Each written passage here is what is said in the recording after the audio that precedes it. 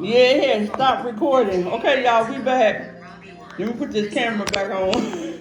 We on candy camera falling over. Oh my gosh. Mm. Yeah, I didn't know how close it was, and when I like to talk with my hands, and when I did my hand, you know how you spread your hand, it knocked the camera over. All So right, you know we're back. she used to throw them things, baby. Yep. Bing, bing, bing. Ooh, okay. So this is part 2 of the topic, discussing the difference between unhealthy and healthy relationships for us as a family. And we was on part 2, spending regular quality time together. And so yeah, okay, let me make sure this camera. Hey, you dealing with a couple of blind people. Yeah, we trying to make it work. We trying to make it work. It went boom, fell, but it's still working. That's why it's good to always have a case on your phone. I sure got a case on mine. Yep. So let me make sure this is, yep, tightened up right here. Okay, there we go. All right. Yeah, but yeah, so that's point number 2. Healthy relationships for the family. Point number 3 is show appreciation and express love often. It didn't say every now and then. It didn't say once a year, twice a year, but it says show appreciation and express love often. So what does that mean? Give it every day, baby. Spread it like you're spreading that peanut butter and jelly. But really, what is it like between parents and siblings and the family? How communicate every day, man. There's nothing wrong with 5 notifications phone. Me growing up. Thursday. Speech off. We would go to my aunt's house every day. Not knowing that was the house my mom and my uncle, my mom and all her sisters and my uncle was raised in. We spent every day, even when my auntie moved out of the house, we still paid the bills at her house, Thanksgiving, Easter, Christmas. We would go to that house and have dinner as a family. We would have good gatherings and everything at that house. But now that we've grown older and everybody's doing their own thing, we get together 4th of July, Christmas, Thanksgiving. That's it. You don't get the phone calls. My mom talked to her sisters every single day, 365 every day. Leap year, 66 days of the year. My mom would talk to the people out of town, family out of town, every single day. Closer to the holidays, she made sure she made it her business to do that. She called them every day. Guess what? That's exactly what I do every day. Yeah. But you know, every now and then I like a phone call sometimes. Yeah. Some of the things that will block, this is not in here, but it made me think, some of the things that will block the ability to show appreciation and to express love openly with your loved ones is holding on to the past, holding on to what happened, unreconciled differences, unforgiveness. Something happens. It made me think about my mother. When I was 12 years old, I really wasn't in like physical contact with anybody outside my family. And so my mother would periodically write letters back down south to where her family is, my grandmother, my aunts, my uncles. And so my aunt, who had a strong desire to reconnect with her sister and meet us, me and my sister, for the first time, she kept writing letters and kept writing letters. And finally my mother said, okay, you twist my arm, we'll give it a shot. Come on. We'll give it a shot. And so when we were staying in East St. Louis, Illinois at the time, and my aunt was from she's from Georgia, Macon, Georgia, where my Georgia. mother and all of the family is. But she moved to Jackson, Florida. yes, and so that's where my aunt was originally living. And so she had this vision, and she shared it with my mom. It was a dream, it was a vision.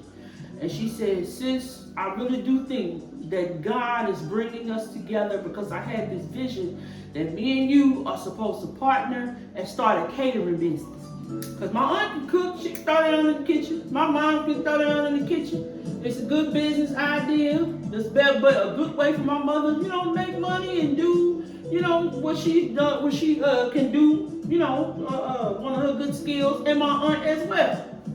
Finally, she came up to East St. Louis. I'm excited because I've never met nobody on my mama's side of the family before then. I'm 12 years old. So I'm meeting my aunt for the first time. And now we bonding. I'm like, yeah, because, not putting my mom on the blast, but she had some personal situations that she was still holding on to from her childhood. And so my auntie did the best she could, but my mother started withdrawing.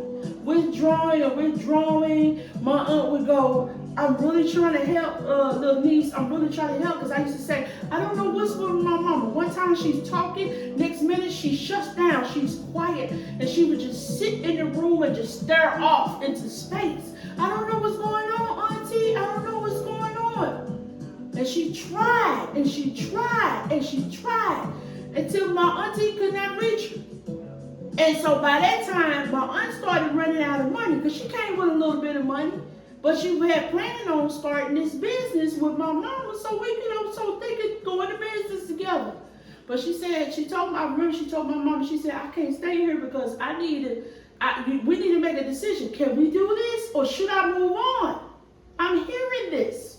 My mother ain't saying nothing. Just looking off to the side.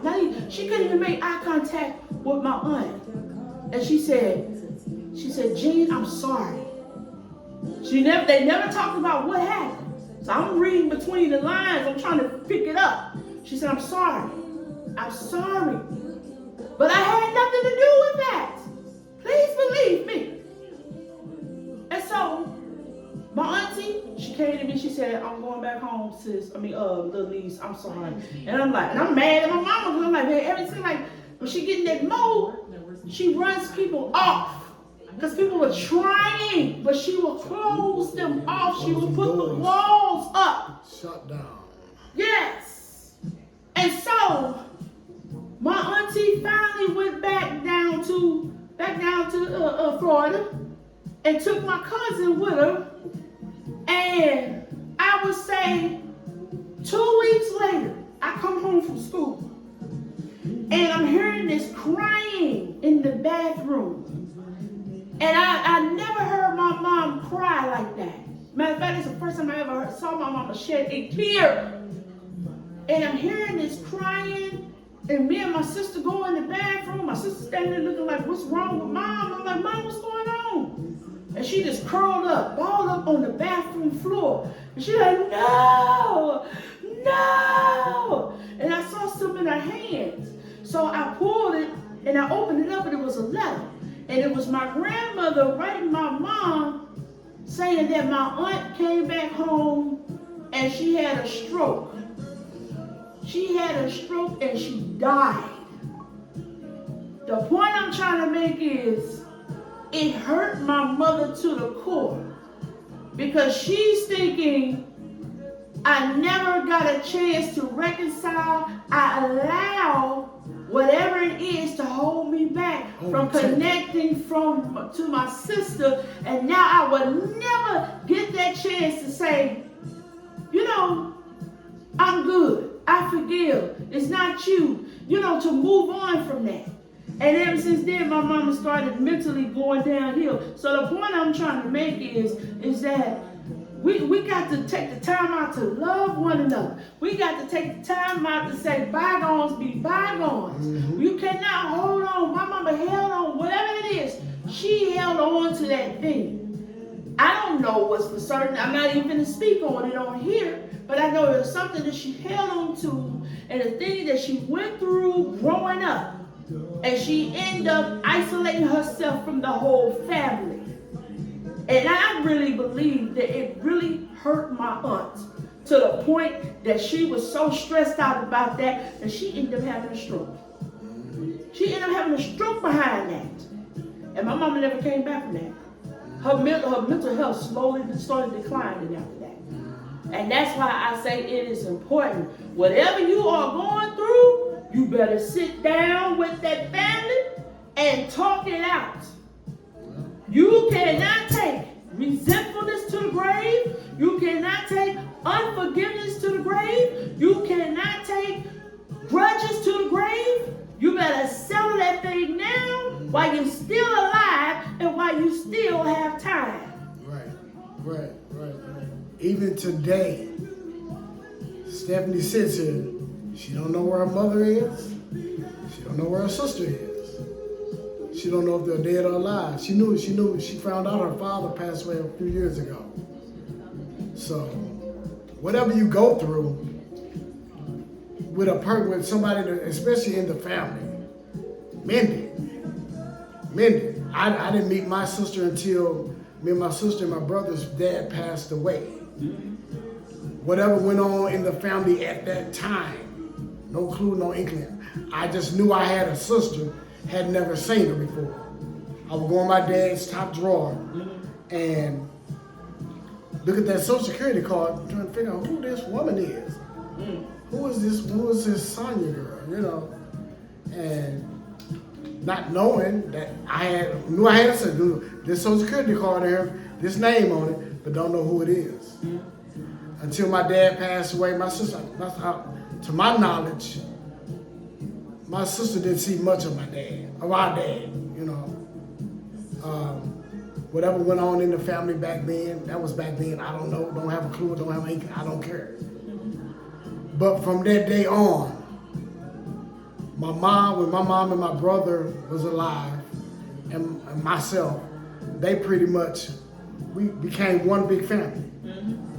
That's when I met them. I found out my sister was married to my brother-in-law, who she's still married to. They've been married over 30 years. He's there with her at the restaurant. They had, when I was living with them, it would be so funny. He would be in the bed, sleep, or laying there watching TV or whatever. My sister would be laying on her side of the bed, but she over there crunching, got chips. He'll just jump in my holler, family meeting. How is it that she's crunching? I don't have nothing to snack on, in a joking moment. We having a little family fun time at that moment, My brother-in-law, he's a good dude. He's a dude, he's a man. He don't play. He does have a soft side. He loves to help people, but he don't play. I mean, my other sisters, my sister's sisters, they're not my sister's sisters, they're my sisters too. I'm the only one left, me and my sister that's left. My brother and my other baby sister, they passed away. My mom's gone. So it's just us two. And with them, I've accumulated another family. I got a bunch of sisters, they brutal too, y'all. Got another brother, and my brother-in-law's mother, his other brother, his sister, we one family. So that helps me out. When I got sick, my sister took her on vacation, just me and the brother-in-law at home, and I had to go to rehab, and he would come see me. He was like, brother, I was getting freaking out. I mean, just mad, and just because I'm there. And he was always, I remember the last thing he told me while I was there, he said, brother, just take it one day at a time. And from that point on, from that day on, I've been doing that. I've been able to cope with losing these fingers, losing this leg, losing these toes, and being blind. I was just telling Stephanie probably a few hours ago, my vision is getting a lot dimmer in my left eye. My right eye is completely gone. But guess what? I'm not going to worry about it. If I do cry, you won't see me do it. I'll be at home by myself. If I feel like I'm lonely, I know who to get on the phone, and I call her, talk to her on the phone. After I get done getting on her nerves, I call somebody else. Then I call somebody else. Then I call somebody else until the next day comes. I'm doing it all over again. Hey, TV helps me out. I'm a church boy. I go to church. I pray. You know, if you implement God into your life, man, it'll be so much simpler in your relationships. If you put God first in the relationship, man, there won't be all of this fighting and bickering and arguing and going your room. Like I said earlier, you don't need no gun. Put these guns down. For what? What you got a gun for? If you ain't protecting that rib, you don't need it. Go in there. If you're gonna argue, get the pillows. Get the pillows. Use your first. Don't smother nobody down. Don't be smothering nobody. Hit each other with the pillows. Get that stress out. Make sure her hair ain't done. Make sure she ain't got no lashes or nothing on. Have her walk around her face just as naked, you know, because she ain't got no lashes on her face. You know, when you get done, come together. At the end of the day, the next day is gonna be a new day. Don't focus on what happened the next day. Come together. All this big and arguing and fight. Because at the end of the day, guess who's gonna suffer? The children. But you shooting your wife, you shooting your husband. That mother, if that mother's alive, that father's alive. The siblings, they don't want them kids. They the ones that's going to suffer. We're going out there to release balloons because of your stupidity. I said something big, your stupidity. Your ignorance. That emotions is powerful. Yeah. But emotions cannot make the decisions for your destiny is for relationships. You got to be rational. We have to be rational thinkers. And emotions have a tendency to have you making some irrational decisions that you cannot come back from. A split decision can have you sitting in the penitentiary for the rest of your life or sitting on death row. Yep. Bruh, if she don't want you, don't hold her back, man. Especially if you know you ain't doing her right. All of this saying, if I can't have you, can't nobody have you. That's a punk way out. That's a punk way out, man. Let that woman go. Women, let that man go. Let that man go. Once again, who gonna suffer in the middle of it? The kids. Cause you pulling the gun, you shooting. You pulling the knife, you stabbing this person. And they see that as a way of life. They see that as a way of life. Yeah, and they imitate what they see their parents doing. Babies only emulate what they see. Yeah. Man. Yeah. Even if I've seen toxic gay relationships, or however the way you want to put it, no disrespect. Lesbians fighting and killing. Gay men fighting and killing because the person don't want them to leave, but they don't want it with nobody else. You know, let them go. Let them go. Yeah, the thing, I think what needs to happen as far as relationships, don't get into another relationship and you haven't been healed from your past relationship. If you going into another relationship and you are mentally and emotionally unhealthy, that's the result. Chill out. You know, get some therapy, get some help. Look, sit under your pastor. You know what I'm saying? Yeah, if you ain't got one, go find somebody. Yes, because you need healing. It's just like if I break my finger, I gotta go to who? A doctor to help me to get that finger back on track to heal from that broken finger. Well, it's the same thing with a broken heart. You got to go to someone, hint, sitting on the throne up in heaven. You got to go to God so you can get that healing. He's a comforter. Yeah. He's a present help in the time of trouble. Yes, Psalms 46:1.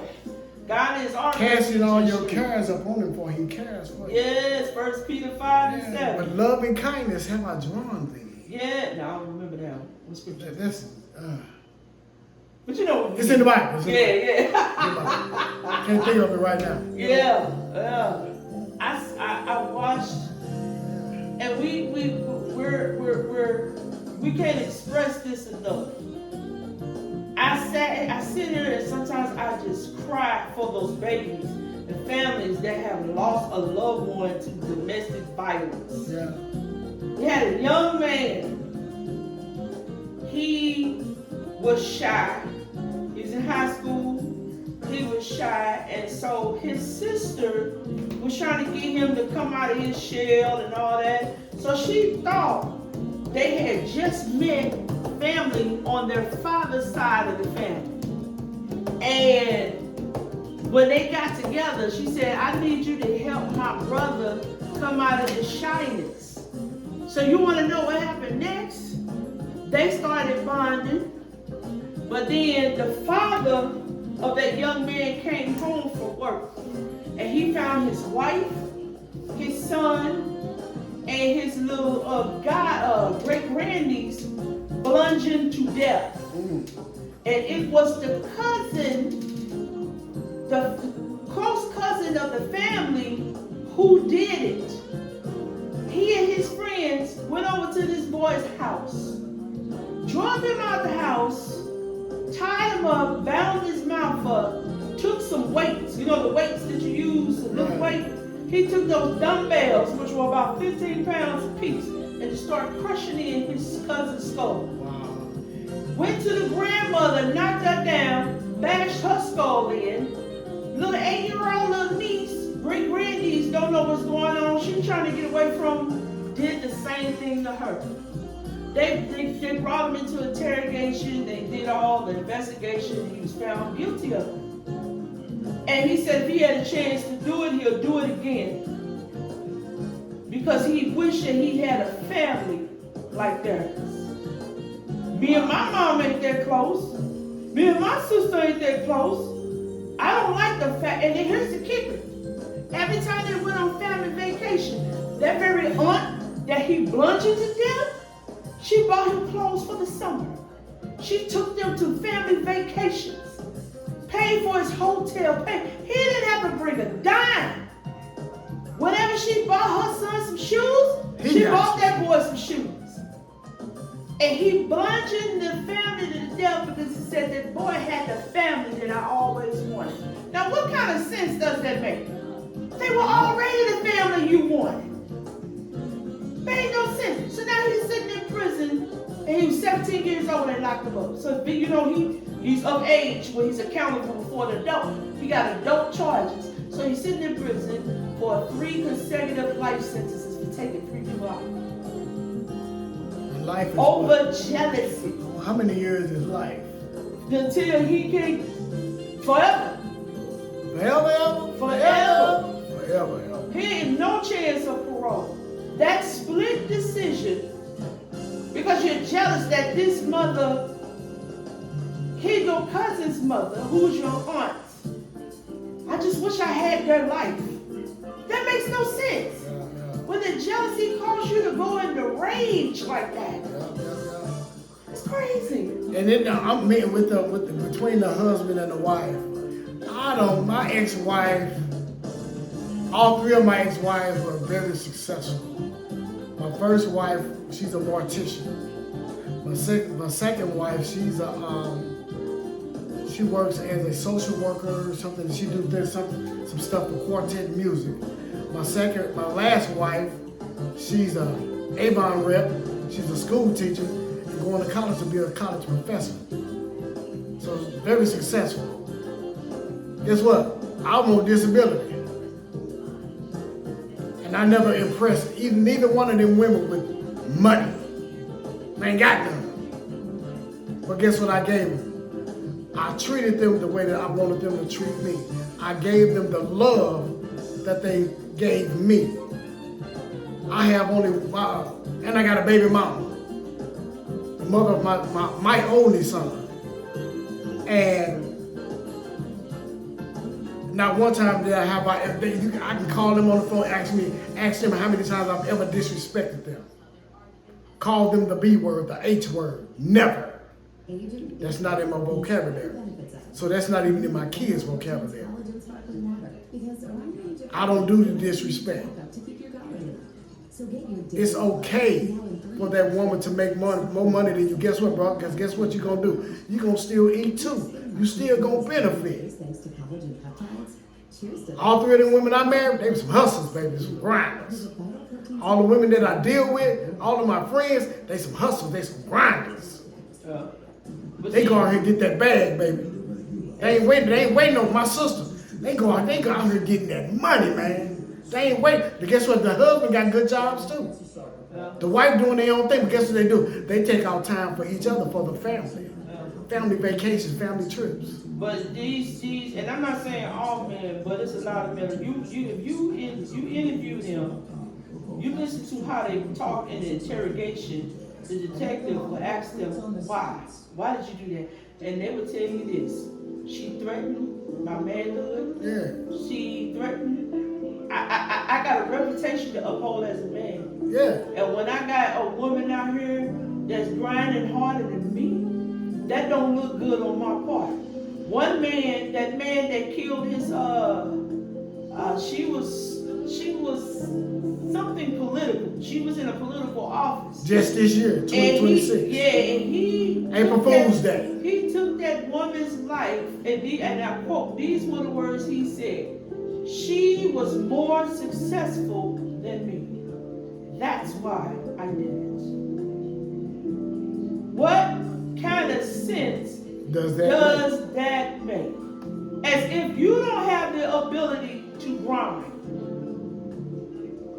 I don't know, and it may be some women out there that say this, but for the most part, a real woman is never going to hold their man back. So that is in your mind. Yeah. You are hallucinating that. You are bringing that upon yourself. Not one time did she say, I need you to stand down, stay in your little man's place. Right. Continue to be a little boy, because that's who you are, because I'm making more money. Right. You'll never hear a real woman say that. Right. Now, you hear some women that say that because they are insecure about themselves, because they had daddy issues growing up. Right. Those kind of women will say that. But for the most part, it's about unity. Let me tell you something. Oprah Winfrey. I don't know much about her personal life, but I ain't never heard Stedman, and I don't know if they still together. I ain't never heard Stedman complain. So like, She's a millionaire. He's supposed to still be by her side or whatever. I ain't never heard Stedman say, "Oh, she's more powerful. she's more powerful. Oh, than me. she makes more She's money." over with. He right got a there. Harpo studio. He, Got a Harpo studio. he right there by her side. Oh, yeah. And guess what? He's still doing his thing. Because he's doing some stuff. I heard he's an author, a speaker, all of that. So he's still doing his thing. Yeah. You know, and so, And so that woman, all that woman want from a man. How much my money? my ex-wife told me, my last ex-wife, and it's just like ex-wife number 2 and number 3 was in the same word. One, number 2 said it first. You need to be around people that's like you. Meaning, you sitting at home all day, we collecting this, I'll get my check every month. Okay? We run out of money.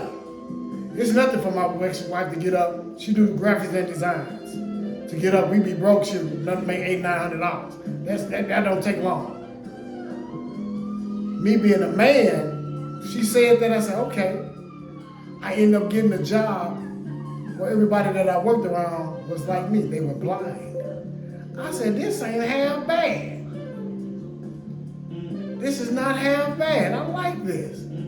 We will be at work, we finish our work, we stand around the line singing all day, having fun. And I'm getting to meet people that I've never met before from Africa, from, what's the place Russia fighting again? The place over there by Russia, Tony Kukoc from. who we fighting? Iranians. I met some Iranians, man. I done met a lot. Me, myself, being a diabetic, being in and out of the hospital, I've met people from the globe. I just put it like that, from the globe. Literally. From the United States to the globe. From Europe, Philippines, Africa, Russia, from everywhere. I've met people. doctors, nurses. I've met them. Yeah. You know. Yeah. So just we got to do better. We got to do better. Health is not just only about what you put in your body, what you eat and drink, what you sustain from, but it's also about what you allowing in your mind, what you allowing in your heart. Allowing And this is your a kids' heart mind, issue. your kids' heart. Yeah. So at the end of the day, it's a heart issue. Yeah. Money don't make you a man, nor make you a woman. Nope. You are a man and a woman by what God called in Psalms 139. I fearfully and wonderfully made you. Yeah. What makes you a man is who you are created in the image to be. Yeah. What makes you a woman is who you are created in the image That's to real. be. That's real. You know, reputation don't make you a man. Oh, Reputation don't make you a woman. How many Facebook likes and how many viral videos you make don't make you a man, Sure. don't make you a woman. Sure don't. Making a whole bunch of babies. Yeah. Don't make you a man. Or make you a woman. It's who you are created to be. The Bible says that God knew us before the foundations of the world. He is our creator. Yeah, that's what makes you a man. That's what Man, makes you a woman. guess what we're going to return back to? Dirt, dust. And Two things we're guaranteed to do. We're guaranteed to live. We're guaranteed to die. So when that ticket comes, there's no need for you as a child of the mother. There's no need of you to be depressed. Depression is a spirit of witchcraft. Yeah. It's a spirit of witchcraft. You don't need to be depressed. Celebrate the life. Celebrate the good things. You ain't got to remember the bad things. Even if he was a bad person. Yeah. Celebrate the good things. Gotta let it go. The good qualities. Let that go. Let it go. Because guess what? If they have children, guess what? They still here. They still here. Yeah. I had to tell somebody that the other day. I said, I wanted to tell that person, it's not that I want to just. Everybody grieves differently when they lose a loved one. I like to focus on the life that they led, the good things that they did. Quality. I want to focus on the legacy that they left behind. The quality. Because once you focus on that day, that tragic day, you're stuck. Mm-hmm. That focusing on how they died, and, decreasing. you know, and you can't focus on how they've been a blessing to you. Quality. How they encourage you during the tough times. Quality. You know, and on top of that, the Bible says to be absent from the body is to be present with the Lord. So you're going to see them again. Yes. You're going to see them again. And so I believe that everybody has a time period where they can grieve. But even God had to tell Joshua, because they were grieving the loss of Moses. And they were grieving, and God said, okay. It's time to stop. It's Stop. What we said earlier today, whatever you do, you got, even if when it's forgiveness, do it quickly. Quickly. Grieve quickly. You know, and folks, I feel this doesn't mean stop thinking about them. Mm-hmm. But every time you feel like you're getting sad, think about that time that they made you laugh. Give yourself a chuckle. Girl, mama so great. Think about that time where you came home and Big Mama turned on the light and it was a surprise birthday party for you. And she cooked all that good, cake, delicious meal and macaroni stuff. and cheese. Yeah, think In about the those dining good, room. the good moments. Yes. They outweigh the bad. What's that song? I Can't Complain. I've Had had some good days. some good days. I've had some hills to climb. Yes. After he did that song, y'all, that man was brutally murdered. See, I ain't know that. He was brutally murdered. It's on his. But guess He preached his last message and he died the next day. Whenever the murder happened. Yeah. But look, ain't nobody focusing on it. They focusing on that song. That God has been so good to so me. many. He left a legacy behind. So good to me. That's what we need to focus on. More Focus on the than this gifts world. that been given to you by those people. Because all they're trying to kick the casket and Lord take me, why me? Be careful what you ask for. Stop doing it. Please stop doing that. Get up, Ray Ray. Get up. Ray Ray ain't getting up. I'm sorry. Yeah. Stop doing that because you probably was part of the reason why they were stressing because you was putting mom through the grief of not being obedient as a grown person. Yeah. Put mama through here, baby. Sit down. Baby, stop selling them drugs. Baby, stop beating up your girlfriend. Man, stop slapping your wife. Stop abusing your kids. Yeah. You was that stress that put mama through what she went through. Yeah. So you can't be saying, mama, get up. No, you put her there. Yeah. Yeah. You were part of the problem, not the quality, the problem. Yeah. So yeah, so in the overall thing, it's just healthy things grow. Healthy things grow. And when it comes to relationships, the only way that these relationships grow and blossom and thrive is that you got to prune the relationship. That means you got to pick all the weeds out of it, the thorns, and you got to continue to till the soil of relationship. Pick the weed from the what's that scripture? God will separate the wheat from the chaff. Yeah, he'll separate. Let him do the separating. Go to church. I'm gonna tell y'all like this.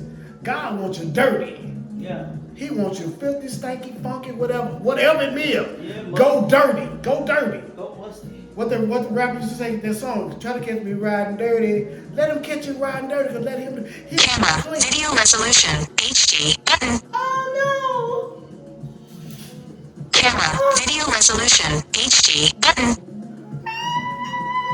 no! Hold on, let me see. Hopefully it ain't maybe it's still recording. I hope I hope they got the dirty part. Did they get the dirty part? Yeah, go dirty, man, because let him do the cleaning. Stop recording video, button. Oh, it's still recording. We just started talking. Okay, we still on. But we're going to have to get ready to shut this down, though, because it's been on for a minute. We can come on and do it, continue. One face near right edge. Y'all, let him do the cleaning. Centered. Let him give you the overhaul, what you call it? What they do to cars? I ain't doing Detail? Get detailed. Oh, okay. And get a tune up, baby. Get going, let him do the tune up. Yeah. Yeah. So I got to go pay my Water bill. yeah, so One face centered. on down. I know that was too much information for y'all. But sometimes we just too real. Yeah. But We just keeping it real. But we just hope. What's the song you were singing? We're gonna close off that song. Put the guns down. James Hall sang the song. After the rain, your storm will pass. Yeah. Yeah. We don't have the rights to this song. Go ahead on, Mr. James Hall. Mm-hmm. So put the guns down. One face centered. Put them guns down. Put them guns down. Oh, put them guns down. Yeah. And take somebody's hand in love. Take How about that? somebody's hand and love them. Yeah. Near left edge. All right, y'all. Centered. Stephanie Cal, my Credit Karma. Now, nice work, Stephanie. Your credit score rose to the top. It's 170 points higher than the average for your age group. Tap to see. Talking about my credit score. Let me get off of here. Stop recording video. Button. Stop setting the credit score.